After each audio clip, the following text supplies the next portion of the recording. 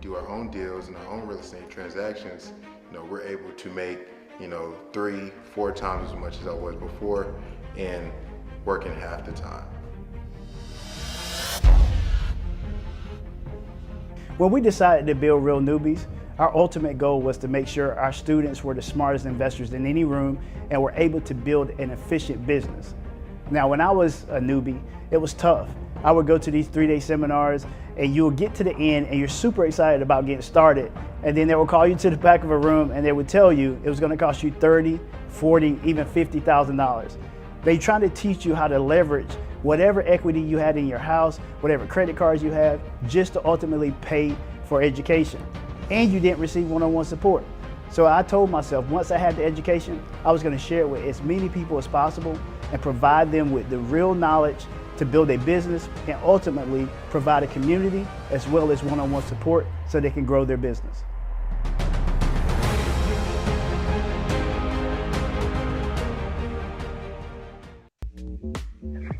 All right, everybody, welcome to our Real Newbies stream. I think we are ready to go live here. This is exciting. We've got like a great night lined up for everybody. We've got some great hosts in here. I'm going to turn this music down. Actually, we don't really need that right now. We've got some great hosts in the call, and we are really excited to share some of this great information with all of you. So, by the way, I don't know where all of you are watching. Feel free to comment where you're watching from. Are you watching it on YouTube? You're watching it on Facebook? We have Facebook, our Facebook page, the Real Newbies Facebook page. We have the Real Newbies Facebook group. We're also on YouTube live right now. And we're also live on a couple of other platforms. So we've got a lot of people in here, and this is really awesome to see. So feel free to use those comments. We want to know that you are out there. Houston, Texas, Tamika, how you doing? Who else we got? We got Lewis, Tasa. All right. This is really cool. All right. So I'm really excited to get the night going. Feel free to keep posting where you're watching from. I think I should be able to put this on the screen. Let's see here. Who am I featuring? There we go. Ooh. Orlando. All right. Hey, Orlando. just around the block. So tonight we're going to definitely be talking about a lot of business preparations for 2022. I'm going to bring Mike in just a minute here. A couple of things I do want to cover before we get going. In the comments, post in the comments, post regularly, post frequently. If there's something that you see, let us know. This is how you're going to give us that feedback so we know that we're giving you great content. Also, we do ask that you keep the comments civil. We are live on Facebook and YouTube. Please don't get us banned. We don't want that. Nobody wants that, right? Let's see what else we've got here. Oh, there's a cash giveaway at the end of our call today. So once we get Mike in here, I'm sure he's going to tell you all about that. So we definitely want you to stick around until the end. All right, Mike, let's go ahead and call you in and let's get this party started. How about that? Hey, Mike. Hey, what's going on, Brian? What's going on, family? Good to see everybody. This is definitely something new for us. Very exciting because usually we try to keep a very tight, close-knit Real Newbies family. So we're taking a shot at broadcasting on Facebook, YouTube, and all these other platforms. So little nerve-wracking, but for the people that has been sticking with us from the beginning, this is the next wave of what we're trying to do to be able to get our message out to everybody, right? So more people can hear more about what we're doing here at Real Newbies, but more importantly, be able to network with everybody across the country. It's really cool. What's up, Ron? I see the post. I see the messages. What's up, Rev? So it's really cool. We want to be able to have more people be able to network with all you wonderful Real Newbies family members across the country.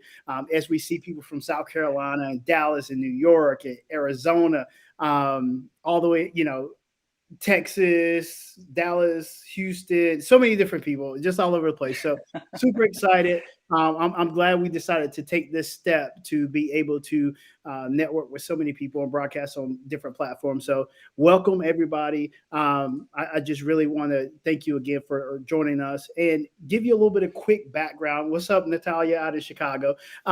Just give you a little bit of quick background about Real Newbies, right? So Real Newbies started back in 2016, 2017. Myself and Brian decided to launch this platform. Initially, we started just 100% wanted to be geared towards real estate investing. By trade, I am a real estate agent. I started out as a real estate investor. I realized that a lot of information was not in one area. That if you wanted to learn real good information, a lot of people were charging you a ton of money. I don't know about you, but I've actually been to some of those seminars where you sit there and you get there, they get you super hyped, right? They hit you with all the motivational stuff. They tell you can do this thing. They tell you it's not going to cost you a lot of money. You could do it for zero, maybe $100. It's not going to cost you a ton of money, and overnight you could be a millionaire. I've been to those. Sat in the hotel lobby or hotel conference room for a whole weekend. And by the time you get to that last day, you're super excited. You're ready to rock and roll. And they call you to the back and they tell you, hey, you could do this, but it's going to cost you about $25,000. I got so tired of hearing those horror stories and hearing people that actually went through that I decided I wanted to start a platform in which I could teach individuals about real estate investing. But more importantly, not just about investing, more so about starting a real estate investing business. I brought Brian on. As you guys know, we've got the same last name, so obviously we're related. This is my cousin. Hey, Brian. So, I had to kind of bribe him a bit. He was in a point in his life where he had some extra time. He wanted to work with me, and he wanted to take on this big project, this grand project, and it just started with just him and I. And as you guys see, as we bring individuals in, you guys become part of the family because we started this as a family and we want to keep it that way. But from 2017 to now, you see the growth, you see how much progress we've made. And I hope to show you guys a little bit of that tonight as you get a chance to be able to network and talk to some of our real life students, the individuals that these are students I actually work with. So I'm super excited. We're going to talk about real estate tonight, of course, but we're also going to talk a little bit about Facebook, advertising and business in general. And something I'm super excited to talk about is stock options, right? I'm sure everybody's seen all the crazy hoopla going on with AMC and GameStop and all the craziness with what's going on with stock options. And I am super excited to have my friend and one of the coaches from Real Newbies, Artist Lee, to come and talk with you all about what he does. And I told all the Real Newbies family members, as we've grown and we've brought on new subject matter experts, that we only want to bring in the best. So I'm super excited to have Artist Lee on the line with us tonight. And so I want to kind of hand over the reins. And for you individuals that are here to hear about stock options, this is your time. And I want you to be all ears, ask questions, be interactive. And artist Lee, come on, man. Let's share some information. Actually, before we bring in artists, hey artist, hey artist, how's it going? What's going on? What's going on, gentlemen? But before we get going, let's talk about this giveaway, this cash giveaway. Oh, you want to talk about a giveaway? You might as well. I was trying to wait. Okay, let's talk about the giveaway. So we're gonna do a cash giveaway at the end. I got something really cool I broke out, and I haven't had a chance to use it, but I got a money gun. So, I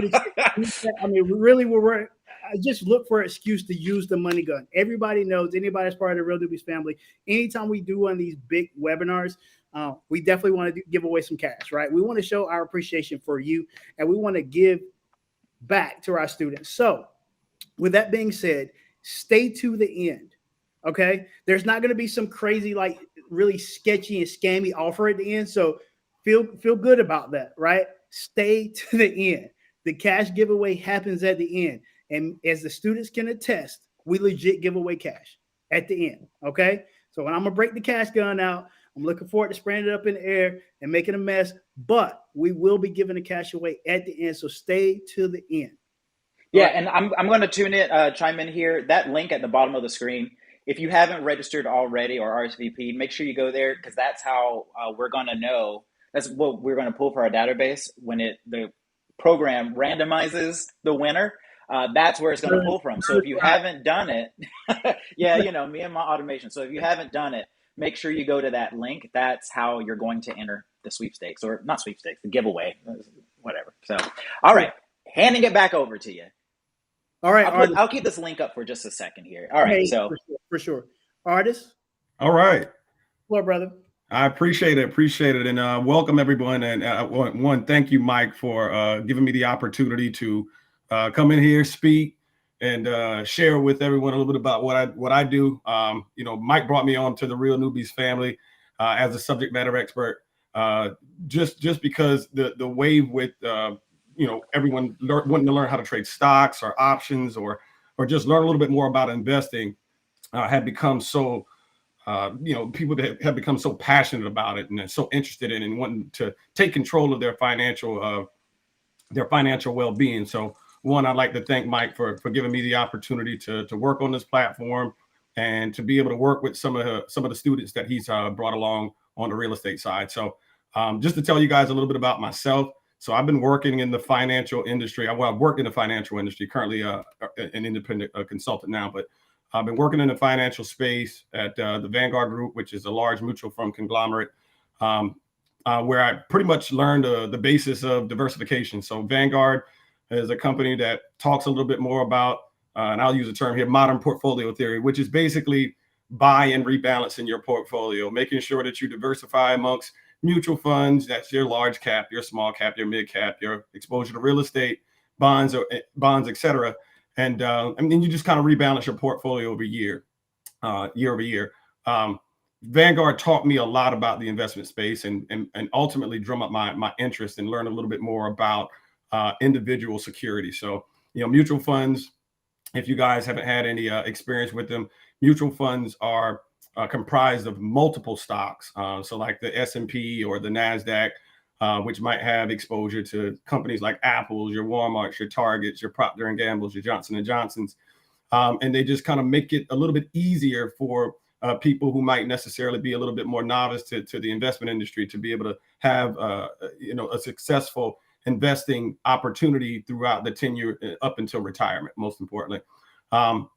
Worked at Vanguard for a number of years, and then, of course, ultimately wanted to switch gears and learn a little bit more about the individual security as well as the derivatives. So TD Ameritrade was fortunate enough to hire me, and I say that, but TD Ameritrade hired me, a young kid from Somerville, South Carolina, who didn't know much about actual individual options, but besides passing the series test. And they took a shot at me, and I wanted to learn a little bit more about it. And of course, at that moment, I knew once I had the opportunity to work for that institution and what they were teaching me, that I wanted to learn how to do it ultimately, not just for myself, but to be able to help others. So, options became very, very big in what I had to do on a daily basis. And it was more so of just articulating the utilization of them and having people understand the risk affiliated with them, right? So options, for those who may not know, options are what they call a derivative. They derive from the actual individual security. So it is a contract. You do not own the stock. It is truly and merely just a contract where you have the right or the obligation, depending on what side of that contract you're on, whether it be on the buy side or the sell side. And just like contracts, and if anybody else knows, these things, they expire, right? So that the nature of being able to trade a contract is kind of like hot potato, right?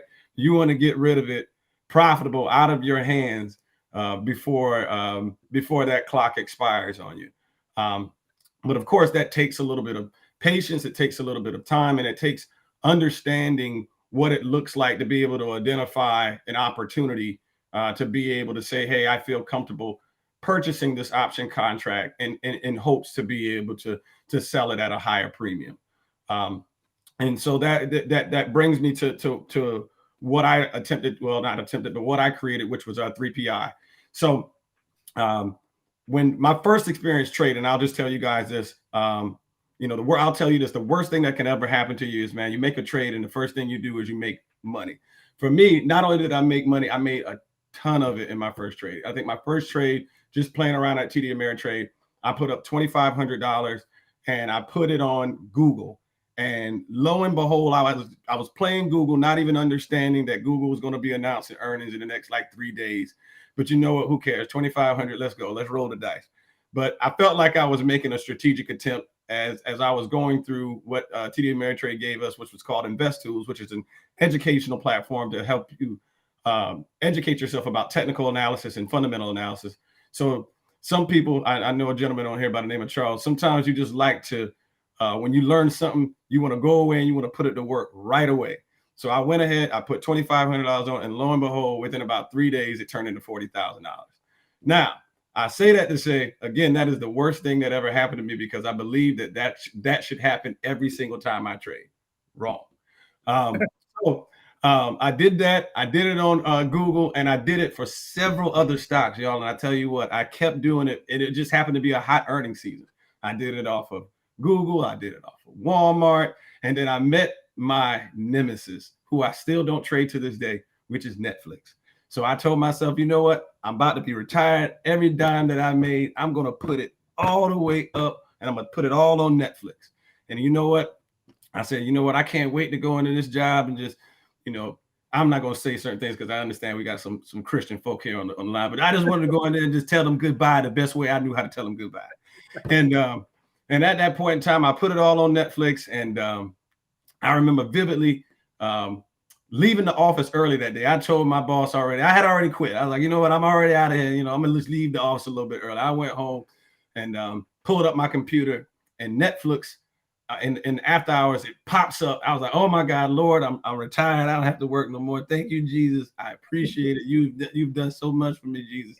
And then that morning, I got up and I said to myself, I brushed my teeth and I said, washed my body, and I went into the office just like any other day, and I was preparing to quit. And then forward guidance came out right before the market opened. And I don't know if you guys know anything about forward guidance, but it is literally when the CEO or CFO or any large major figure comes on and they talk about future projections or what they expect. And of course, Netflix did good with their earnings, but they said that subscription was going to slow down. And that stock took a nosedive. So every dime that I had in that particular play, I cannot tell a lie, I pretty much lost every bit of it. And that is when I said to myself, I cannot keep trading this way. And I know earnings is definitely not just the end all be all way of being able to make money trading. And there has to be more of a systematic approach. And so from then on, I started working on my craft, and to now what's called today 3PI, 3PI trading. So 3PI basically is the order in which I chose to create a sequence of being able to identify opportunities, creating a probability within the setup of the structure of the charts, things of that nature, and basically put the chips on my side to be able to be a little bit more successful in my trading. So 3PI stands for pattern, which is a tradable structure, always identifying a tradable structure on a chart to make sure that one, you can see what price and what the charts are actually doing. The second P is price action, just making sure that price is behaving normal, that you can actually truly see numbers that actually are holding up as support and numbers that are actually acting as resistance.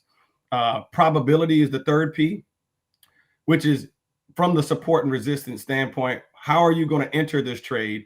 Where's your exit of getting out on the downside as well as on the profitable side, on the upside?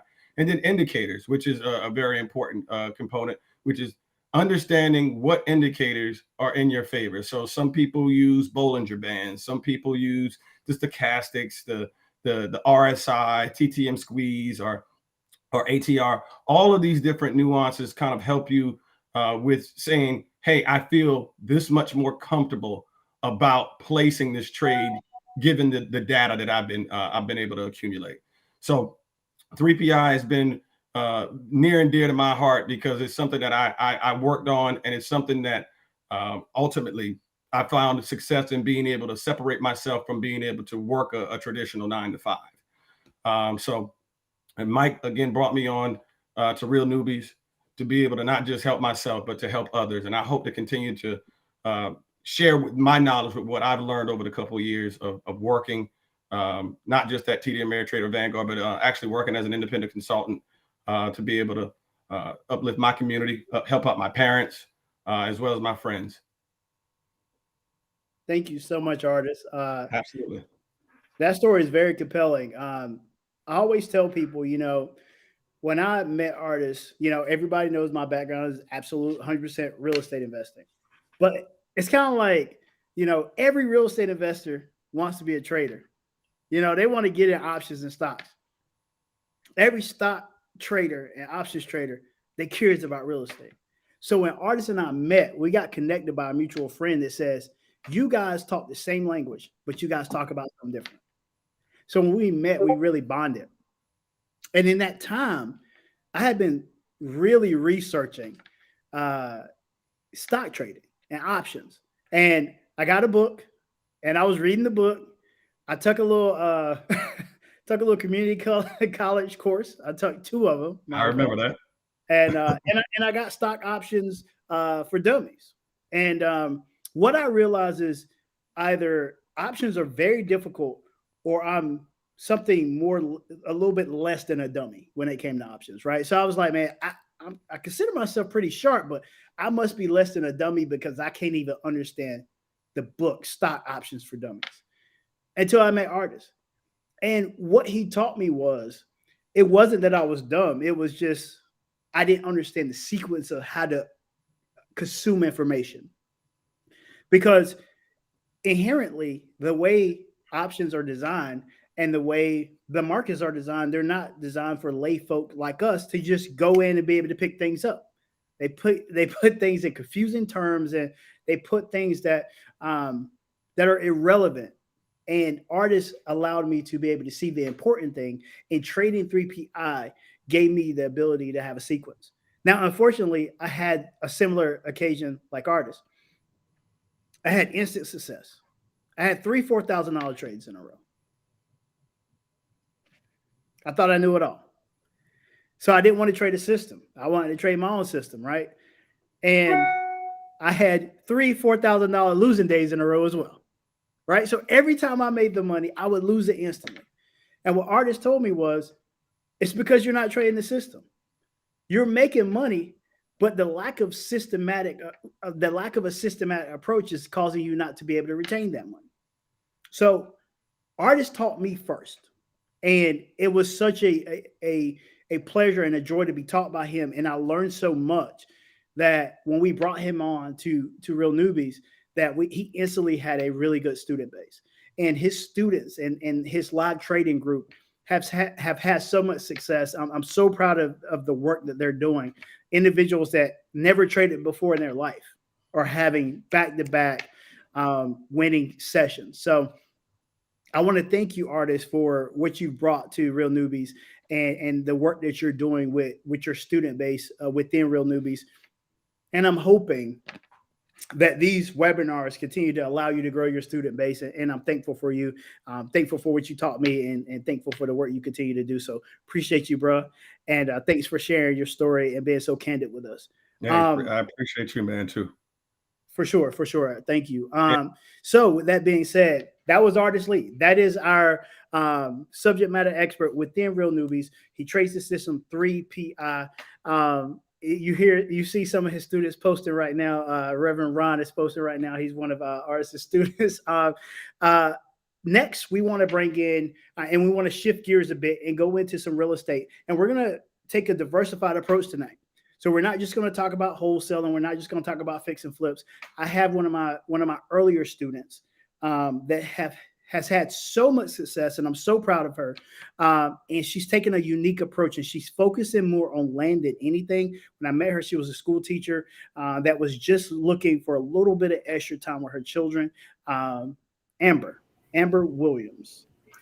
Hey, Mike, how are you doing? Good. I'm good. How you doing, Amber? Very, very well. Getting ready for the holidays. So it's nice. I see your tree in the back. Yes. We haven't finished decorating yet, but yes, that's the one thing that's up. For sure. I want to thank you first of all for being on here. I know how busy you are and how busy everybody is around this time, but I think it's important for individuals like yourself to be able to share your story because a lot of people will see themselves in you, because some people think they cannot do it. They think that, hey, I went to college and this is my job and I'm going to rock this thing out until I make it a retirement, right? I have to tell you, Mike, I agree with you. When I was teaching, I'm not teaching anymore, but when I was teaching, when I knew I wanted to do more than just teaching and I wanted to start investing, going to look at things and find data, find companies or people out there to help you, it was non-existing, or you had to have so much money to do it. So when I came across you in Real Newbies, it was a game changer, a life changer. For sure. So, and then just having the support, the one-on-one, Mike, has been amazing. And then bouncing off of everybody else when you need help, or if not, to find the resources has been great. So I've really been able to grow from that. So thank you. Thank you for starting this. This is amazing. For sure. I want you to share your story and talk to people about this. Something that I find absolutely fascinating. I always tell people, if you got a question about investing in land, don't ask me, ask Amber, because she has found her niche in this market. Just being so, you have to be a person that's hungry. You have to be a person that's creative, deal in land, and you have to be patient. So I want Amber to share with you guys what she does and how she's able to work with individuals that are investing in land, individuals that are selling land. So I yield the floor to you, Amber. Thanks, Mike. Hi, everyone. So I started out 12 years as a teacher, and I just knew there was more to me than being a teacher. I wanted a challenge. I wanted to set that generation wealth up for my children, and teaching was just not cutting it. So being a teacher, your budget's very limited. You had to be very creative to get anything done. So I started Real Newbies, and I was able to purchase my first property, my rental property, where I make income off of it. And that helped with some monthly payments with our bills. But I still wanted more. So I went to real estate school and also became a real estate broker. And then doing that, I didn't have tons of funds because I was still teaching. So I couldn't pay for like Zillow leads and to help me find leads. So I became a great researcher, and I noticed that each county, I'm in Southern Wake County in North Carolina. Each county has their own GIS website, and I was able to look up who owned properties and who owned the land. And I would go to Dollar Tree, and I would buy, matter of fact, I think I have some right here. I would buy the blank cards from Dollar Tree, and I would write them letters. And that is how I was able to connect with landowners or property owners. And I would just write a simple note in there. I would put my business card in it, and they would call me back. Sometimes it was, we are not interested in selling, thank you. The dog on the card was cute, but honestly, by them doing that, now I have their cell phone number, and I could, touch back base with them later on. And then I would have times where they were calling like, yes, we were actually thinking about selling. What can we get? So I was able to set up appointments with them and go talk to them. But my biggest thing that I wanted to do is not only just sell it, but I also wanted to find the buyer. So that way I made the most money. So what I started doing is Googling developers, land investors, builders, and I called all them. And I would say, what areas are you looking for? What kind of price point are you at? What price per acre are you looking at? Are you okay if there's some water on the property? Are you okay if maybe zoning might need to be changed a little bit? So I just try to have all my buyers lined up. So when I finally had the landowner that said, yes, I'm ready to sell, I could make the connection and make the most money off of it. And so by doing that, I learned so much, because you have to ask tons of questions. So a note that I made down here to tell you guys is befriend the planning department, the zoning department in your county that you're looking into. Call them all the time, tell them how awesome they are, butter them up, whatever you can do, because they are your go-tos and they will help you out. They will find documents. They will look things up. The 101 questions that you ask them in 5 minutes, they will answer them and they will get back to you. Even the economic developer of that city and town, they know what's going on. They have the know-it-all. If not, they have the resources or who to talk to. So talking to them, stopping by, giving them, maybe a Starbucks gift card, getting on their good side is always a great thing, because they're your go-to people. All the questions that you need about zoning, planning, all that, they're your go-to people. So I always say befriend them, talk to them, butter them up as best as you can, because you will get the most from them. But like I said, try to ask as many questions as you can. That's how I learned kind of what to ask. And when I had my buyers on the side, my developers, my investors, my builders, I had a spreadsheet that I kept with that builder's name, what he was into, what he was looking for, his price point. And so as soon as I found that land, I called them. And so you know how it is, quick closing, you get your money faster, you can move on to the next. But for me, the biggest thing was how to get a hold of those landowners. I had all these wholesalers and real estate agents and other buyers always going for homes, and fix and flips or holds. And it was like I had no competition with land. It was just me seeking out land, where everybody else was looking at homes and they were competing against each other. I had no competition.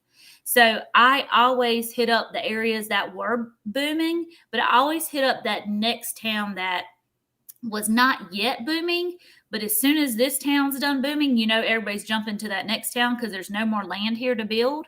So I made sure to get in low. So that's what your investors, your developers, your builders want. They want to get in when it's low. So when it's time for them to start building, they're selling high, because now that town that was booming so much, they're done. There's no more land. They're all sold out. Now everybody's coming to the next town. And I've already helped them kind of, get in low and make a huge profit. And so now they reach out to me every time. They're like, hey, we're ready. We need about 15 acres. Find us 15 acres. I'm their go-to person. So I have clients now lined up calling me. So it's just something to think about. It's very easy. Buy yourself some cards. Get on those GIS sites. Start just reaching out to people. I know for me, where I'm at, a lot of the landowners are older. So trying to look them up on Facebook sometimes is not the best way. Use all the connections you have. If your uncle knows them or you have a friend, set up meetings with them and talk to them. Let them know, hey, I have a buyer for you. And they're looking at, $50,000 an acre. Get that bug in their ear to make them start thinking of selling, and they'll use you. So that's kind of just what I kind of have jotted down. Things to look for when you're doing land. You need to know if there's any deed restrictions, meaning that there might be restrictions on it that maybe you can't put a mobile home on it. Maybe your buyer is looking for 10 acres that they can build their mobile home park on. Well, that's not going to cut it for them. So you're not going to call that buyer. Even with, rezoning, the deed restriction holds kind of strong on that one. So just know the restrictions that are on there. Also, one thing that I had to research, and each county is different, even within our state, the zoning codes. So it might be zoned one way, but the awesome thing about real estate, as you guys know, things can kind of be changed. Sometimes there's a strict, you can't mess with this, this is what it is. But the more digging and maybe some talking you can do, you might can get some of those zoning codes changed. So look into that. Again, ask planning, ask zoning, your economic developer. Like I said, become friends with them. There's things that they can do that you didn't know they could do. Look for easements. Sometimes you might have a piece of land that's 25, 30 acres that's landlocked, meaning that there's no road frontage. There's no way to get to it. You know, there's land, beautiful land all around it, but there's no way to get to that piece of land. So before all the land that has the road frontage in front of it starts building up with homes and neighborhoods, you don't want to make that might be 25 beautiful flat acres that is beautiful and all buildable. You don't want that to become, you know, you can't touch it. So see if you can get the landowner to create you an easement before he sells the front properties. So that's things that I look into too. And then road access. The more road access you have, the better. The more infrastructure that's around you, the water, county water, city water, sewer, the better. And so just things to look for. But like I said, keep asking as many questions as you can. Call your county departments. You will learn so much through them. I think that's all I have, unless you guys have questions for me. The biggest website I would say is to write down is your county's GIS site. G as in girl, I as in ice cream, S as in snake. I think all counties have them. So for me, I'm in Wake County, so I would do, you know, Wake County GIS or Harnett County GIS, Mecklenburg County GIS, pull them all up and see, Google them, pull them all up. You can get a lot of the landowners' information there, the homeowners' information, whether it's a house on it or not. But that is your go-to site.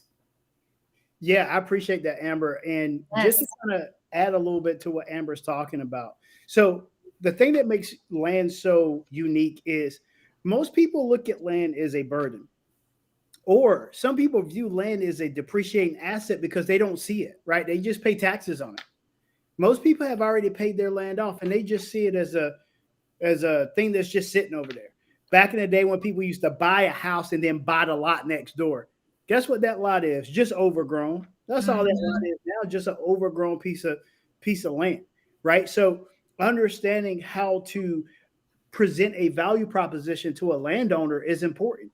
So when you talk to a person about this asset or this land that's just sitting there, this burden, you need to understand that, hey, they got to pay taxes on this every year and it's overgrown and they're already behind on their house. So if you gave them maybe the $7,000 for that land to possibly use to catch up their taxes on their house, you can get the land, right? So then understanding how to navigate, how to make money on that land. Okay, so what happens is you got some people that do some very unique things and just move a mobile home onto it. In certain areas, that makes a ton of sense. But let's say you got a great relationship with a builder, and you got a relationship with a builder that can build a house for you, $85 a square foot. Sounds crazy, but it's possible. Okay, all right, it sounds crazy. Listen, $200 a square foot. Okay, let's be realistic. All right, but let's say they can build a house for less and can get you in a realistic profit margin where you can make 30% on the back end. And all it cost you was the $7,000 for the land, the permits and survey, you know, the things that it takes, right? Like Amber talked about, doing some research, finding out easements and looking at zoning and looking at what they call CCNRs, the conditions and covenants and restrictions to make sure there's, you know, the size of the house that has to be built. Does it have to be brick? Does it have to be a certain square footage? All those things. What are your setbacks? Blah, blah, blah, right? But the key is understanding that some people view I'll say this, some of the most creative individuals in the real estate business are developers because Yes. they see what nobody else sees. Yes. And piggybacking on that, Mike, one of my developers bought the land so early before that area was booming, before he could build on it. So what did he do? He leased out the land to a farmer. So he was able to get $2,000 an acre per season or per crop. So, you know, think if that was 10 acres. Right there, you're getting $2,000 per acre per season. Mm-hmm. And he's making money while he doesn't even need it. But he bought it so cheap that he's making money while, instead of just sitting there and having to go cut the grass, he's making money on it. And then when that starts booming out there and he develops that, he'll have more money. Even more money. So Right. developers are super creative. That's why I love land. I love the creativity that it affords you. If you're individuals that understand, like, okay, this land has certain issues with it where I can't build a house, but I could put 3 trailers on it. And I could rent those trailers out for 150% rate of return per trailer. Okay. You know that you got a little small three trailer park that you're going to probably ride out to the wheels. Okay. So understanding how to be creative is everything. Utilize that GIS, right? Utilize things like Zillow. Go walking for dollars, right? Or driving for dollars, but don't go literally driving. Gas is too expensive. Okay. I always tell people my car runs on gas. I don't know about yours. All right. So gas is too expensive. Go to Google Earth and just search and walk neighborhoods using Google Earth. Mm-hmm. And use the Street View. Simplify it for yourself. Okay. But you can tell which towns are booming, and you can tell where it's going next. If you look and you notice, oh gosh, this town is building development after development. Well, they don't have any more land. It's going to go into the next county. Start hitting up that next county before it gets too crazy. Yeah, and don't be afraid to talk to people. Building those relationships with builders, and more importantly, finding a builder that you can get that favorable. They hold their build out price per square foot so close to their chest. They don't want nobody to know what they legit can build price per square foot. But I'll tell you, it's not the $250 and the $300 that they're charging. Okay, Yep. It's not that. It's closer to 100,000, 125. Okay, that's the truth. So if you get some great relationships, and maybe you partner with a builder, maybe we have some general contractors and builders on this call. Utilize your specialized knowledge. As a realtor, Amber does that every day. She gets in places and gets opportunities that nobody else is going to get because she is a licensed realtor with the expertise in land and working with developers.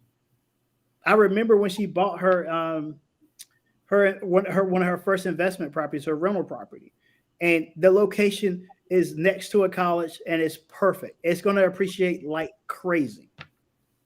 Yeah, the opportunities are there. You just have to understand how to take advantage of it. We're going to shift gears here shortly. I really appreciate you sharing, Amber. It's good to see you.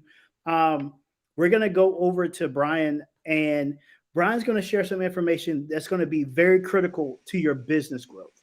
Okay, we talk a lot about deals and scalability and automations and all that stuff. That's where the bread is buttered, so to speak, within Real Newbies.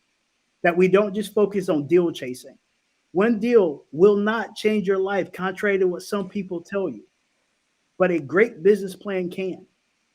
So what Brian's going to share with you is some insights that's going to help you grow your business, whether it's a real estate business, whether it's, whatever business you're trying to run. His insights are going to be paramount for you being able to take some skill sets, some new skill sets into 2022. Go ahead. Yeah, thanks, Mike.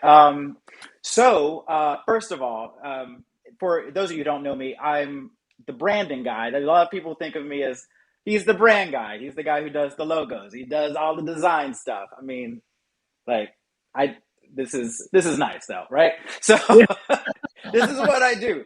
But what I wanted to talk today, the thing I wanted to really kind of hone in today on is Facebook and Facebook advertising. And Mike, you can kind of help me out with this as far as how that relates specifically to real estate and real estate investing. I know that these things can really work for pretty much any kind of business.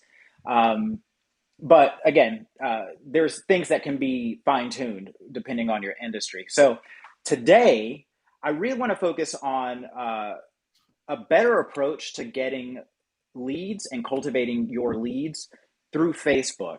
And I know a lot of people think, and I know we've got people watching on YouTube, maybe you're not in Facebook. I know some people, love it or hate it, Facebook is here to stay. It's not going anywhere, right? But Facebook gives you a great arsenal of tools, especially if you're coming in as a small business or any kind of new business owner. It gives you a great platform of tools that you can use to grow your leads, grow your audience, and engage with them without breaking the bank, frankly. So I'm trying to think of some other platforms that you could really use that really don't cost as much. I know there's Google. You could perhaps put your results in their search engine. You can put it on YouTube videos. But I really feel like you can get a big bang for your buck just from choosing Facebook. Now, I do want to cover some specific things that people have learned, especially, and I've learned actually myself just over this, even just this past year. There's been a lot of changes. A lot of you probably heard about Facebook becoming Meta. Mike, I'm sure you saw that in the news. So Meta's really trying to grow, or Facebook or Meta, they're trying to grow into this whole kind of ecosystem.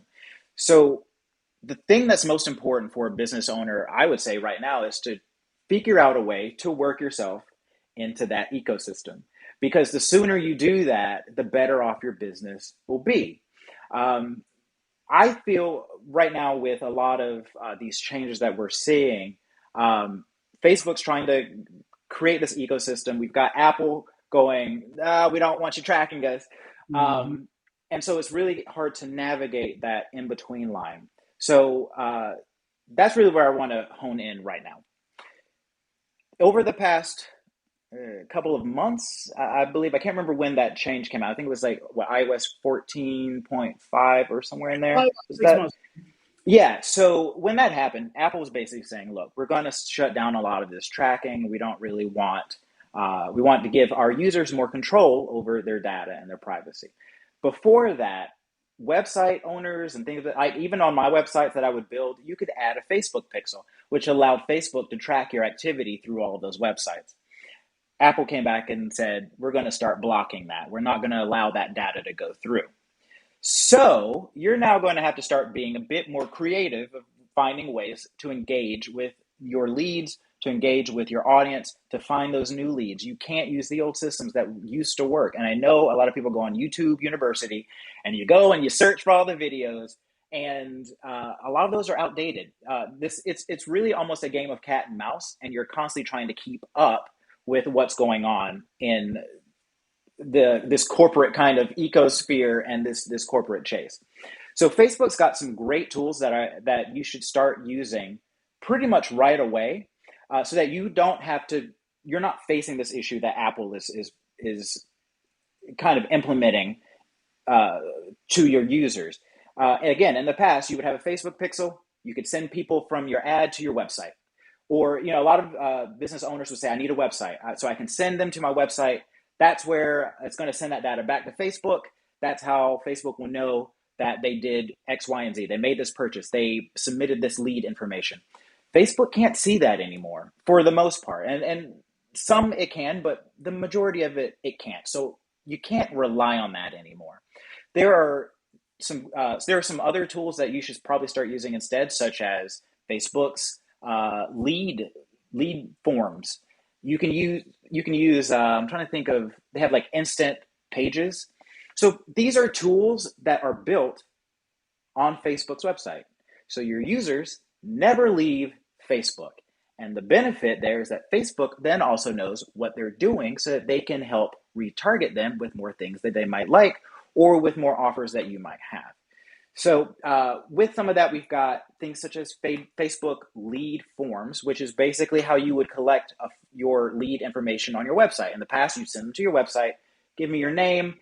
I'll send you an offer on a home. Give me your name, give me your email address, and or whatever, and maybe some property information. I'll reach out to you within a couple of hours. That used to work a few months ago. It doesn't work now. Instead, you're going to take your advertising and then have them use a Facebook lead form to now collect that data right there on Facebook. Your user never leaves Facebook. Facebook's happy. Also, some of that information can be pre-filled for your leads. Facebook does already know their name. It knows their phone number. It knows their email address. So they can just tap right through, send it. You've got the lead. They never left Facebook. Facebook's happy. Everybody wins. And that's how you move forward in this online marketing kind of platform. Also, another thing they've implemented is Facebook Instant Pages. Facebook Instant Pages is basically a replacement of your website. It is a very high-speed website in that it has almost nothing in it. It is very bare bones. You might get a few points, a few bits of text, some images and things of that sort. So use that space to really hone in on your you want to hone in on your value proposition and how you're helping your lead with whatever situation they're facing. Get to the point, get to it quickly. Your people are coming in on Facebook. They never left Facebook. They're on a little browser window, still within Facebook. Facebook wants to get them back. So don't bombard them with a lot of stuff. Just get them to the points. Hey, this is what we do. This is how I can help. Collect their lead information again on Facebook. Let them get back to scrolling through, I don't know, cat videos or whatever it is they're watching on Facebook. Also, Facebook Live, something we're actually doing right now. This is a great way to really kind of get right there in front of your prospect's face. This is how they get to know who you are. They can know more about what you do, and they can start seeing that you are a legitimate, trusted person who can really help them. That's how you grow your business now. Don't send them to your website. Don't say, hey, just send me an email and I'll email you thing. No, they're not going to open it anyway. So we've got to start being more creative with your ways of communicating with your leads. There's Facebook Messenger. How many of you use Facebook Messenger to talk to your leads that come through? Yeah, you're welcome, Ron. I see that. Yeah, how many of your leads are you sending Facebook Messenger messages to? Okay, well, Mike. Oh, Amber. Okay, I see some hands actually even from our panel here. Facebook Messenger is going to get you in front of you. Like I don't have my phone on me. You get a message, it's going to bling right on your phone and you're going to check it. A person is more likely to answer a Facebook Messenger than they are like, hey, Ms. Ritter. You guys want to say hi. A person is more likely to answer a Facebook Messenger from a person they don't know than they are likely to answer the phone call of a person they don't know. And guess why? Because now we got these little cool things. Apple is a beast. I mean, they're just a beast. Potential spam. Click. Oh, my phone call just got muted because you're not in my contacts list. But so a person is more likely when they hear that cling, it's like, wait a minute, a friend of mine is messaging me. You're more likely to get a response that way than you are just calling them now. And again, you have so much more information from them by messaging them on Facebook. Believe it or not, there are a certain demographic out there that trust you if you're in Facebook. Believe it or not, there's a demographic out there that if it's in Facebook, it's real. You're a real person because you message them in Facebook. You're not a scam person that just randomly called them. So just know that's one of the biggest things that Brian has utilized to shift the culture of how we prospect leads. So definitely Facebook Messenger. That if you're not doing Facebook Messenger, you're leaving a whole host of prospecting off the table for your business. And it's such an easy way to have that back and forth. It's basically texting, but they're more likely to reply. Facebook's not really going to say, Facebook's not really going to be like, hey, we think this is spam. If it's something that's a legitimate conversation, especially if it came, say, from your page or something of that sort, they already showed interest. So now you can just continue the conversation right when you're fresh in their mind, instead of making them go off to a text. They're not going to check because they're off doing whatever else. You had them right there in that moment. They were on Facebook. Why don't you talk to them right then, right there, right in front of their face? Yeah. So basically, those are then there's some other like great tools that Facebook has. I want to put up this link that I feel like a lot of you should probably check out. It's called the Facebook Business Messenger, or sorry, Facebook Business Manager. Check out this link, business.facebook.com. That's where, you know, a lot of people have their Facebook pages. Even if you don't have a Facebook page and you've got a business, I don't know what you're waiting for. You really should have a Facebook page.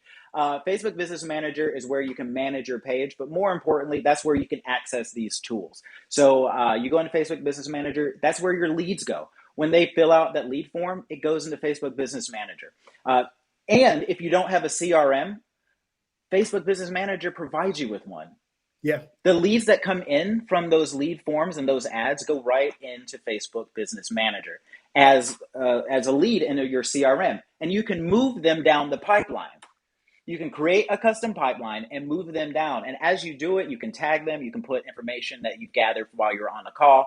The information they provide you, their names, phone number, all that stuff, it shows up right there. And you can even import your leads or your leads that came from outside of Facebook into that to also help manage it.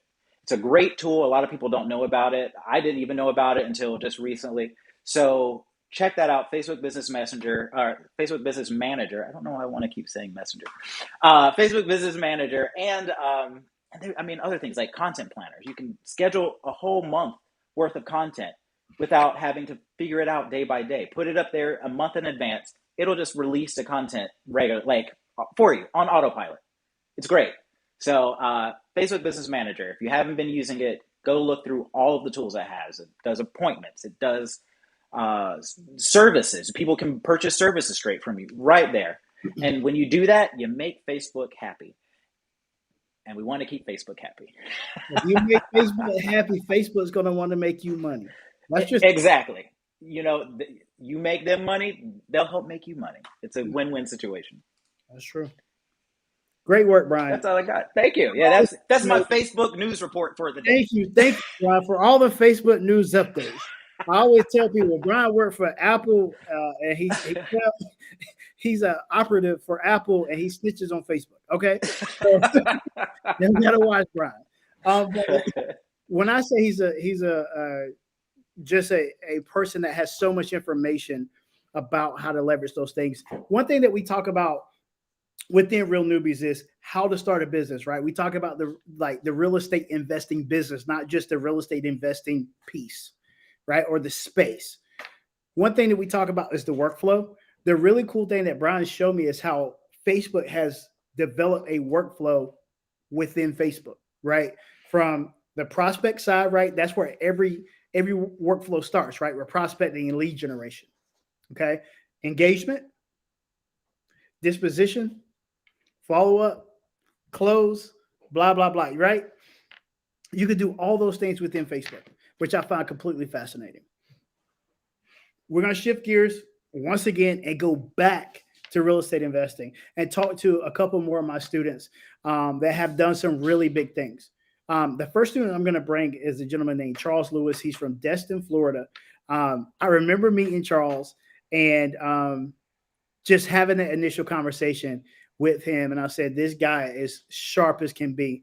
Not only is Charles one of my students, he's also one of Artis' students. He tends to be an overachiever, obviously. And he's one of those guys that I just really respect what he's been able to do in the real estate space. So I want to yield the floor to my brother Charles and let him share some information about what he's done since he's been with Real Newbies and what he's done just, utilizing his own unique skill sets with house hacking and Airbnbs and cash out refis. Just super fascinating stuff. What's going on, Charles? What's going on, Mike? I appreciate you having me. I appreciate it, everybody. How y'all doing out there? Doing well.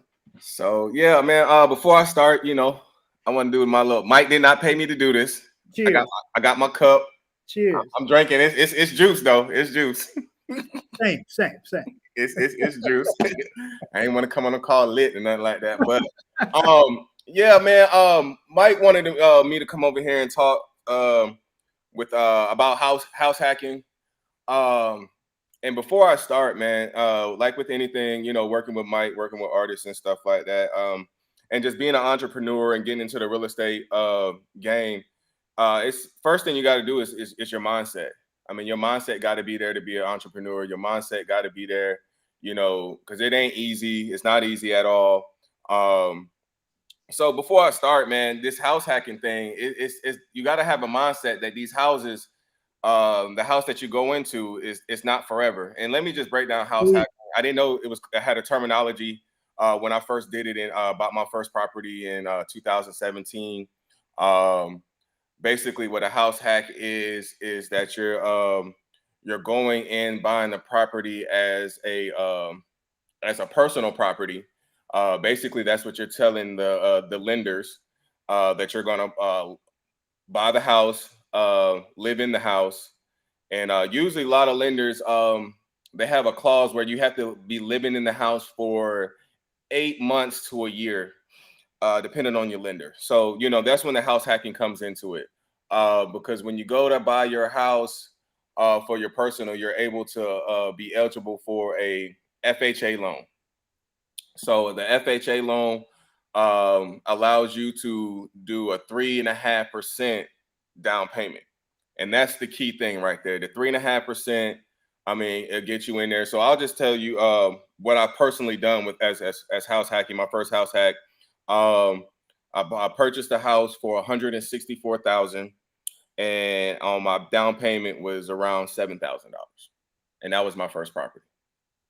So $164,000 house for $7,000 to get into it. I mean, you can't beat that. And, you know, that's one of the great reasons why, you know, you got to love real estate and leveraging debt at the same time. So when I say about this mindset about these houses, like I said, this is not your forever home. This is not your dream home. You can't really have any emotional ties to these houses when you're house hacking. Because you're going in with the mindset like, hey, I'm only going in here for a certain amount of time, 8 months, and then I'm renting it out, and then I'm doing it again in the next year or two. I'm one of those people. I have a few properties, multiple properties, but I also rent. I rent, and because it all allows me to be flexible whenever I do my next house hack. I'm able to move in for my minimum requirement of 8 months to a year, and then I rent it out, and then I'm on to the next property. I'm on. So that's why you got to be kind of flexible when you're house hacking. You're not getting attached to this. So when you move in, you fix it up. I mean, of course, when you buy houses, and I went through a realtor, and I went to a realtor, so you can find these type of properties. Well, you want to find these type of properties through a realtor, because with the FHA loan, the lender is not going to let you purchase a fixer upper. The house pretty much has. I mean, it could be a fixer upper, but it has to be livable, and that's what their criteria. The house has to be livable. Basically, lipstick, cosmetic things. You know, you can't have no crazy stuff going on, no structural issues. Right. The roof got to be intact. You know, HVAC got to be working, because the FHA appraisal is going to make the FHA appraisal may ask for a certification that the roof is good for 2-3 years. HVAC is good for blah, blah, blah. So you're looking for just lipstick, and so basically cosmetic things. And the thing about, and you should have, I wouldn't say turnkey, Lisa, because you want to be able to add some kind of value to the property, you know? So, so when I was looking at it, I want to be able to find a property that has carpet, or, you know, that has something something easy that you can just, like, you know, when you come in there, okay, boom, it has some vinyl flooring or some nice laminate flooring. Okay, that's different than carpet. That's going to raise it. That's going to, you know, perk people's eyes up. So stuff like that, where you can just, like Mike was saying, cosmetic stuff that appeals to the eyes, that can, you know, raise the value up by what you're doing, by what you're adding. So I wouldn't do turnkey. I definitely wouldn't do turnkey, because it's probably already at its peak value. So, so like I said, I purchased a house for $164,000, $7,000 down. And first thing I did when I got in there, I started kind of renovating it. I didn't even actually move in, but I did move in. and I just started renovating it. And this was my first house, so I would be advised that you don't renovate it, over renovate, and make it too nice. Based off the criteria of the area. So, I'm in there putting butcher block countertops. There's no reason for me to have butcher block countertops. I'm putting luxury vinyl flooring in there. I could have just put regular vinyl flooring in there and stuff like that. So it was my first time, and it didn't really hurt me, but I could have probably saved some money on the front end if I would have known what I know. So, 2007, let's just take it from there to 2021. Like I said, I renovated that property. I got a renter in there ASAP, and I'm cash flowing $500 a month, from that property. So from just that property from 2017. So Ron, you technically you physically have to move in, but for you have to technically move in, but you really don't. You know what I mean? What lenders are really coming by to see if Mr. Perkins living in there? And who's to say that you could closed on the loan and then you have an emergency where you got to go take care of moms because of COVID, something may have happened. Who's to question you about any of that? So yes. And there's a window, just a heads up, there's a window, right? So, and the lender will tell you, right? So usually there's a window of time frame that you have to move in.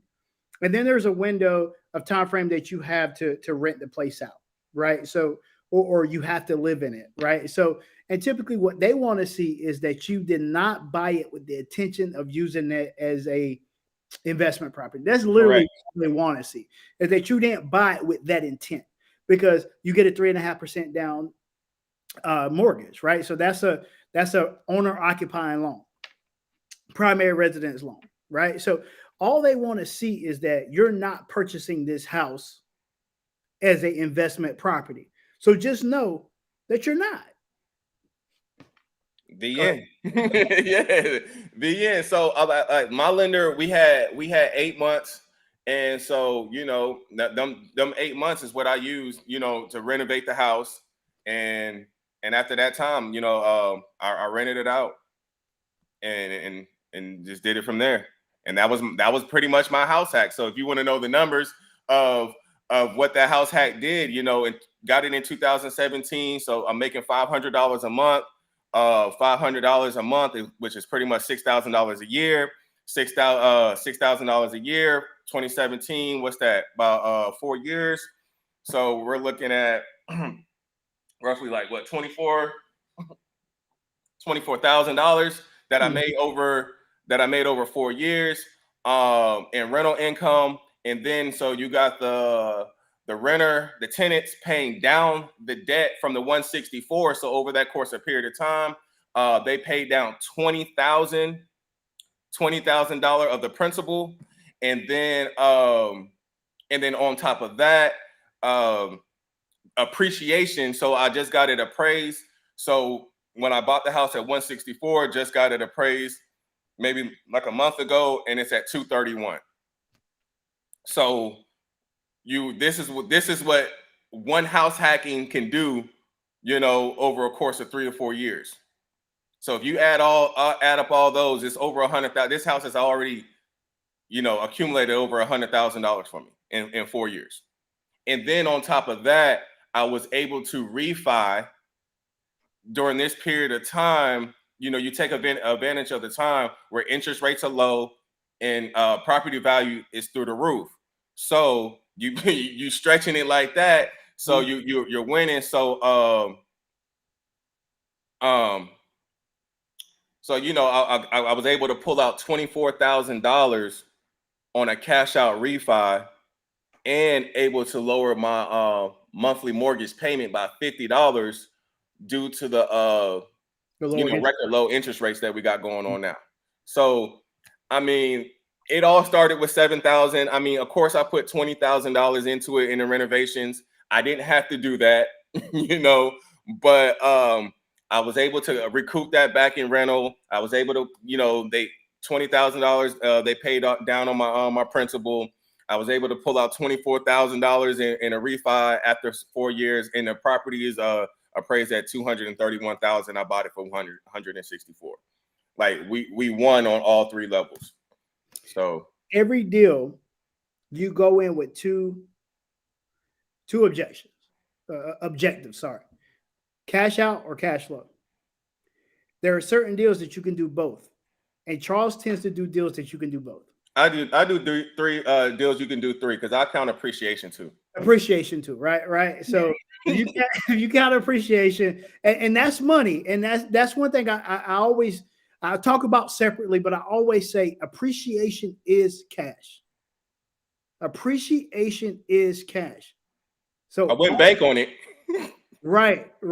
So that's true. Once you take it out, it's cash, right? So right. Just keep in mind that, and because of time, I'm not going to let Charles dive into all his endeavors, but just know this gentleman has made a lot of money. That $7,000 and that first house hack has turned into how many properties, Charles? 3 properties, 4 doors. 3 properties, 4 doors, 1 Airbnb, multiple rentals. Long-term rent, yep. Multiple long-term rentals, Airbnb, and multiple cash-out refis. And that's and multiple cash-out refis. Multiple times to the mailbox to get checks, right? He closed on another one this past week. Just throwing it out there. Yes. Checks in the mail overnight. I'll get it tomorrow. Yes, indeed. So I'm super proud of Charles, just his creativity alone and what he's been able to do. Again, mindset is everything. When I met him, that's the first thing I noticed about him, that his mindset was right. My students that tend to blow things out of the water are ones that come with a mindset that's geared towards winning. I always say this: winners win, losers lose. If you're constantly losing, it's probably because there's a block in your mindset. There's no such thing as really as luck. We make our own luck.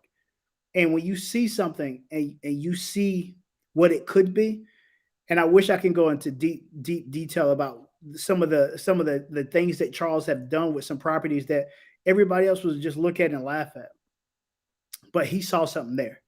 So I'm so proud of Charles. I'm so proud of what he's been able to do.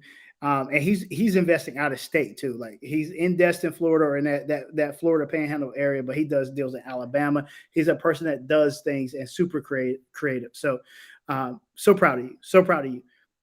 So my last student that I want to bring is a gentleman that actually, I'm gonna chime in real quick here because we got a lot of comments coming through. But I just wanted to circle back just to these really quick. Apparently these red cups are quite popular. I got you. Just throwing that in there. So it sounds like everybody wants these cups. So I just want to just throw that out there really quick. Anyway, so just kind of catching up on some of the comments. What's going on, Jamie? Jamie just posted. I haven't heard from her in a while. And there was one question also really quickly here about kind of how long that process, how long that might be for Charles there. Just how long of a span was that for his total growth there? You want to bring Charles back in? Oh yeah, Charles. So 2017 is when I purchased my house. I'm self-employed, so I had you got to plan ahead. So I probably started planning 2015, 2016 to get ready to have my paperwork in order for me to be able to purchase. So I was able to purchase. So you got to plan. It was leading up to that. I had to buckle down, budget, get things together because I know what I wanted to do. So yeah, it took about a year of planning of getting even though I knew I had the $7,000, that was the least of my problems was coming up with the $7,000. But it's kind of amazing that it only took $7,000 to get a $164,000 house and for it to create over $100,000 within 4 years, that this property has did. So 4 years, over 100. And now I couldn't retire. I can't retire off of this. You know what I mean? But I mean, in my mind, I should be doing these type of deals once a year or once every other year. Because Charles is in the scaling phase, right? So a lot of you guys know the mass strategy, right? We talk about mass strategy. We talk about mastery. Charles has mastered this skill set clearly, right? And he's put automations in place. That's something when him and I met, his mastery was getting there, pretty much there. And him and I talked a lot about automation, right? Putting workflows in place for him to be able to leverage his virtual assistants that he already had, to replace himself, to remove himself out of the day-to-day and get rid of some of the duplication of services. So that's what we did. Now, Charles is to the point now where he's scaling that. Because once you nail something, then you throw money behind it, and that's when it's time to scale. Unfortunately, a lot of people want to scale a failing process. So once you have to develop a workflow and ensure that it works before you throw money behind it. Scaling is not just growth. People love throwing that word around because that's a business word, right? But scaling requires money. That's the big part of scaling, is throwing money behind something that works. Charles has found a methodology that works. So now he's putting money behind it. That's how he went from 1 property to 4 doors using $7,000. All right. I appreciate you, Charles. Thanks for sharing again. Thanks for all the questions. So we have probably about, I want to bring on somebody really quick. Everybody knows my main man, Michelo. Okay. Michelo is from the Boston, Massachusetts area. When I met Michelo, and I'm talking about mindset here, when I met him, he told me something. He said, I almost gave up on real estate investing. And I'm not going to do his accent tonight. I'll do it later.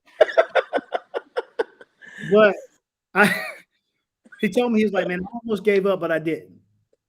He said, but I promise you one thing, I'll be successful at this thing. But you got to do one thing for me. I said, what? He said, I want to know what you know. He said, if you teach me what you know, I'll make it happen. I won't fail. Here he goes now. This is him. Thank you, Mikey. Mike, I really appreciate the opportunity, Yes, That's sir. what we do. Like I said, before real estate, before I became a real newbie, I used to do like HVAC, do heating and cooling. But I wasn't happy with what I was doing because I knew I have a great seed from the inside. God put something that's greater in me that I can do more and more, you know what I mean? And when I called you, I said, my man, teach me everything you know. And I meant it, you know what I mean? And you did. And I've been killing it ever since. Like Charles said, everything is your thinking. You have to change the way you think is the key. You have to believe that you can do it. Don't take no for an answer. Some that people say, you're too old, you're too young, you cannot make it happen, because you have the power to shift it, to your belief. It's easy. Like I said, if you listen to Mike, if you take the course, trust me, you're gonna make it happen. It's not difficult. Just like put some work to it. Pay attention. And like I said, you have to be persistent. Don't take no. If you fail, it's okay. Try again. Failing is a good thing. You learn more about yourself and about the game. Don't quit. And no plan B. One plan, plan A. You fail plan A, try again until you make it happen, until you get it. And it's gonna happen. It must to happen. That's what I tell people. Like I said, wholesaling, that's what I do. I'm a beast at it, you know what I mean? I'm the only guy, because I use like a strategy, I can get paid up front in one deal and get paid in the back end as well. That's what I do. I will sell anything from singles, multis, churches, condos, funeral home. I do it all because I learned from the best. And I thank you, Mike, for everything. Like I said, in the game, you need to have a team in the game. You need to have a team. You need to have a good title company that really understand the game, a good attorney, you know what I mean? And then like the system that I'm using like text blasting system. I'm good at that. And I'm using my, I got a dialer for my cold calling as well. And you have to be like persistent, like I said. You don't have to, like I said, if you want to be successful in the game, what you have to do, you need to have a deal. If you have a deal, you're going to have that buyer for the deal. You need to have one good deal. And buyer going to just follow you. Like I said, where I live, people put some requests. They call me Mitch. I need the singles. I need multi.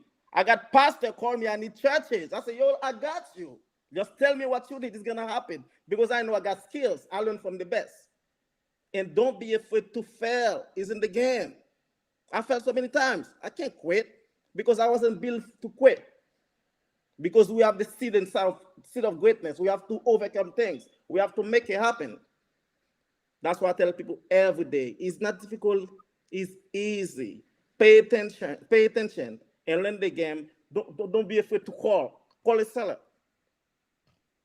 because you are here to help. We help them. We're not supposed to be afraid of them. That's what I do on the daily basis. You know what I mean? I'm not afraid of nothing. I call myself a lion, because everything is about the mindset. It's about attitude.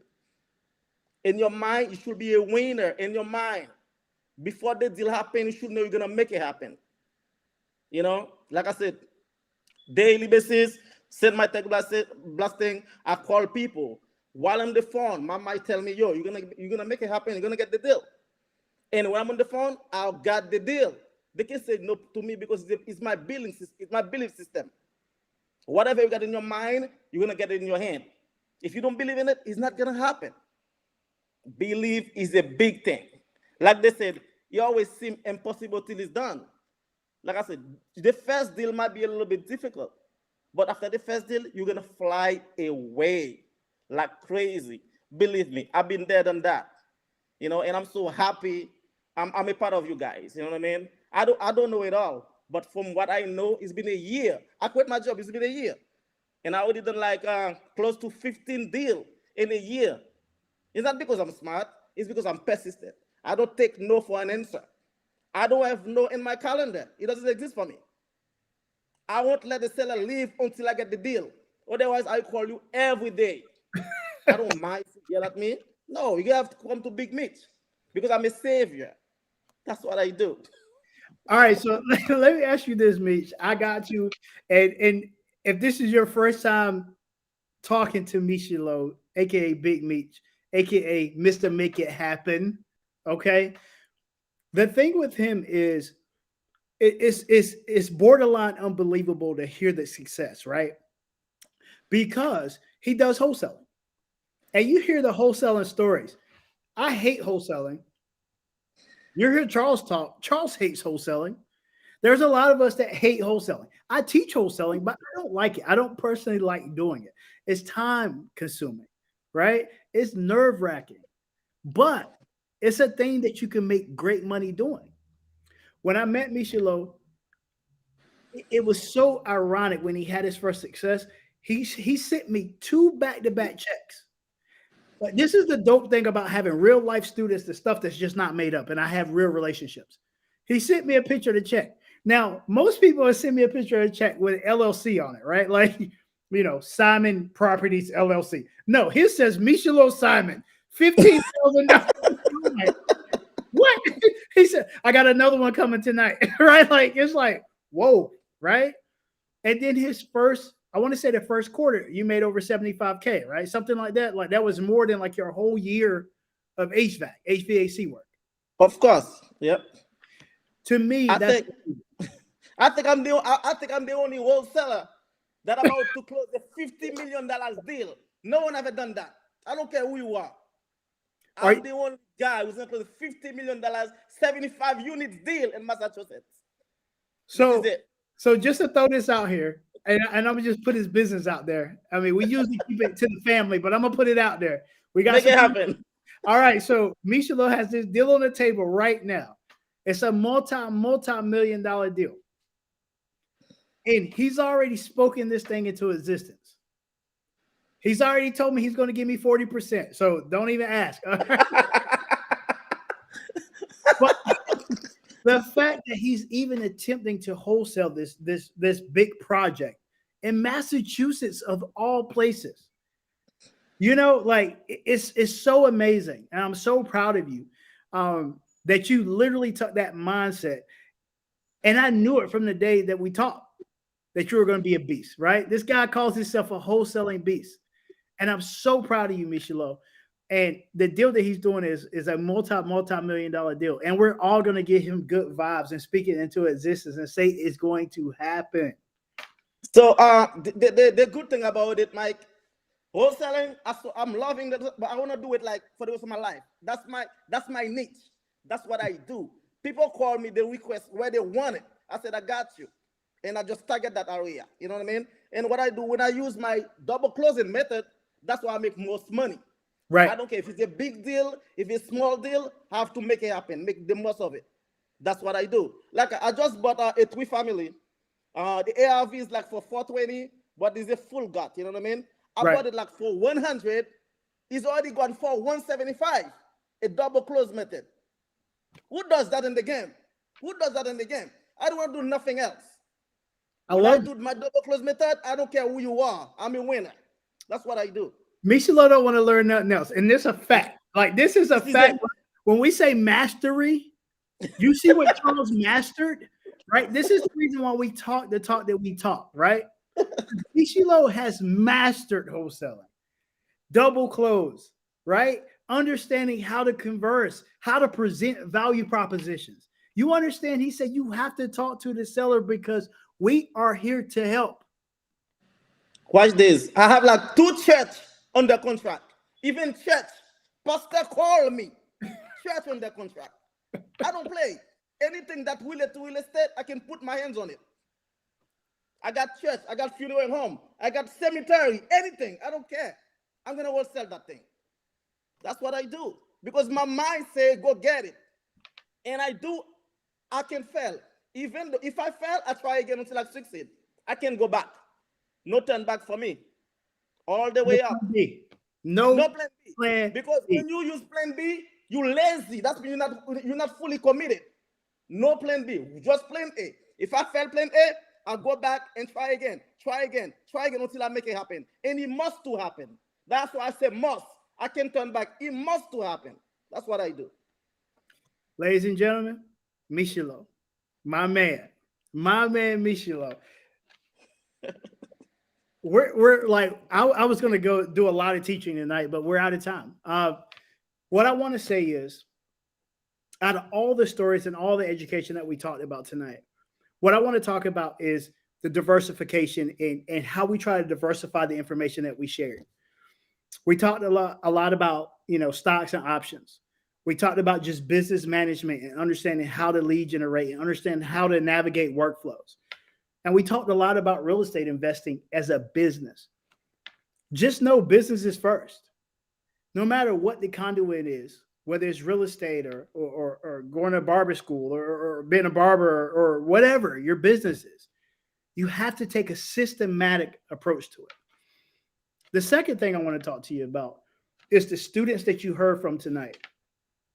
The cool thing about the students that you heard from tonight is that they're real people, right? Like, they're not like some paid people. Like, these are individuals that I met on a call. They reached out to me to be one of my students. And I see some people that are recent students of mine right now, like Lisa and Shalonda on the call and Lakeisha on the call right now. There's a problem today with the entrepreneurship word and the trend of being an entrepreneur or a hustler or a grinder. And everybody's saying that's what they are because you don't work a traditional 9-to-5. That doesn't necessarily make you an entrepreneur. There's a thought process that has to happen in order for you to be successful. The people that are on this call, the students that I brought here tonight, are very, very successful. And they started their real estate career right here with Real Newbies, with the Real Newbies family. They decided to grow their real estate investing businesses right here with the Real Newbies family. And I coach them personally myself. And the Real Newbies family surrounds them and supports them. One of Amber's first deal was with another Real Newbie student. What I encourage people to think about is 2 things: offers versus opportunity. Now, everybody is seeking out offers. Offers are centered on money. Offers are all about money. But offers afford the person that's receiving the offer control and power. They have the power to say yes or no. And people that are in the 9-to-5 mentality, that's all they're looking for. They're looking for a job offer. They're looking for an offer for a coupon or a discount or something associated with money. I mean, heck, even the McRib, it's a limited time offer. I always tell people, stop looking for offers. The people that have success in this space and as entrepreneurs, they seek out opportunities because opportunities are fleeting. Opportunities are associated with time. When I brought the opportunity to build Real Newbies to Brian, he specifically told me, this opportunity won't be here forever. It wasn't that he was going somewhere. It was my opportunity or the time for us to have a meeting of the minds. The timing may not always be right. So I took advantage of the opportunity. He took advantage of the opportunity. Amber took advantage of the opportunity. Michilo challenged me to improve his opportunity. Charles took advantage of the opportunity. So understanding that this congregation of people tonight is not by chance. If you view that as an opportunity, I want you to do something for me. Because usually about this time on these webinars, this is when things get real salesy and real scammy, right? I'm not selling you anything. I'm asking you a question. Do you view what you saw tonight as an offer or opportunity? If you're interested in the opportunity to work with myself, to work with artists, to work with individuals like Amber, Michilo, Charles, if that's Brian, if that's what you're looking for, if you're trying to go into 2022 with opportunities, shoot me a text. I'm going to give you my personal number, 704-832-5733. Okay. Quick, you want me to put that on the screen? Let me see if I can put that on the screen for you, Mike. 1 second. It's gonna be in the video. It's gonna be. I mean, they don't have it, so it's all good. It's all good. This is an opportunity. This is your phone number. Text me, and I'm waiting for my phone. I got my phone right here, so I'm waiting for it to go off. Text me the word opportunity. Text me the word opportunity. That's what I want to see, and I'll reach back out to you, and I'll actually reach back out to you and talk with you about the opportunity. Okay. Because my goal is to get money in people's pockets before January 1. That's what the losers are waiting for. Losers are waiting for January 1 to go to the gym. They're waiting for January 1 to make a life change. They're waiting for January 1 to look at a new job opportunity. They're waiting to January 1 to decide if they want to really be an entrepreneur and take it seriously. I'm asking for people to do it now. I'm asking for people with the mindset. Understand how people kept talking about mindset. Everybody spoke about mindset. I'm looking for people that already have the mindset. Because I can't teach you that. I don't have the time. I'm here to teach you business and teach you how to get money in your pocket.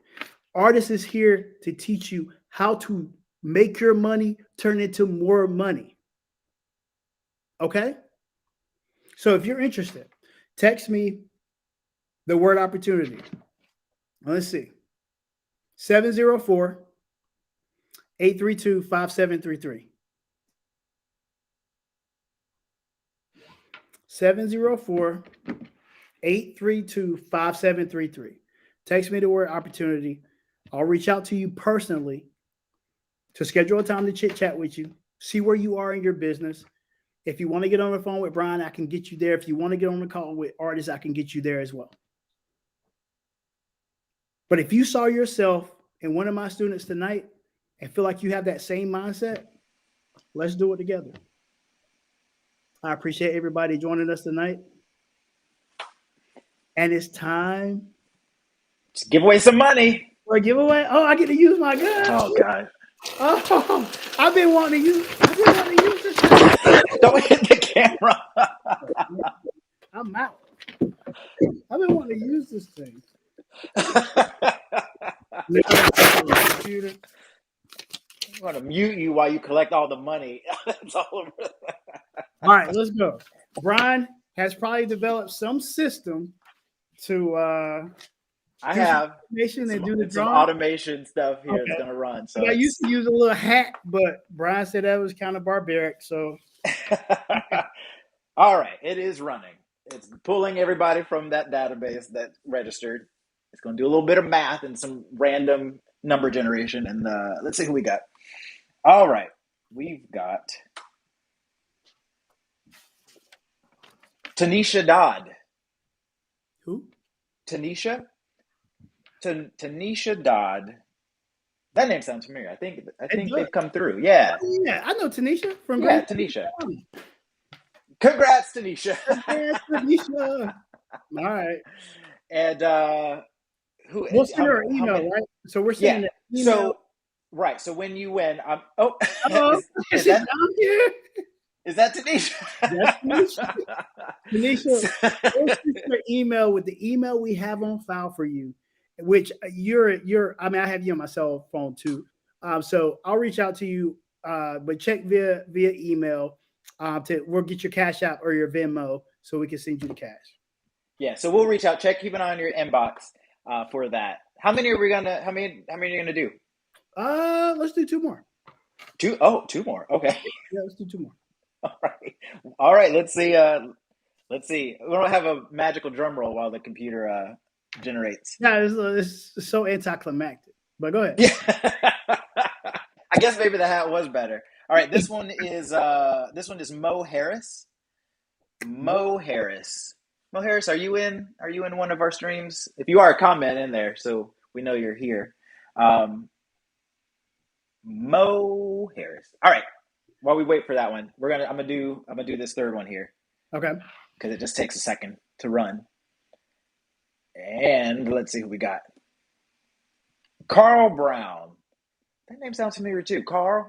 Carl Brown. Yep. Yep, Carl Brown. Congrats, Carl Brown and Carl with a K. Mo. Yep. So we will be reaching out to you so that we can hook you up with some money. Yeah. So we'll reach out and get your Cash App, your Venmo, and get you paid. I appreciate everybody joining us tonight. I can't say thank you enough. And I hope we provided some good nuggets, and we hope to be able to do these bigger webinars more frequently. And thanks so much. All right. Good night, everybody. Ad just happened to come across on my page, and I joined that day. And I made more in like 4 months that I made for a year and doing that at VAC. Mike Morrison, he's my guy. He gives me a lot of great advice and helps you kind of navigate through the process when it comes to the sale and the purchase on properties just like this. We don't focus on doing a lot of deals. We focus on improving your margin. Definitely. Right? Because you don't have to do as many deals if you're making 15 or more per deal. And I don't know how many math rules are out there, but if you're doing 4 deals, making at least 15,000 a month, that's 60 grand.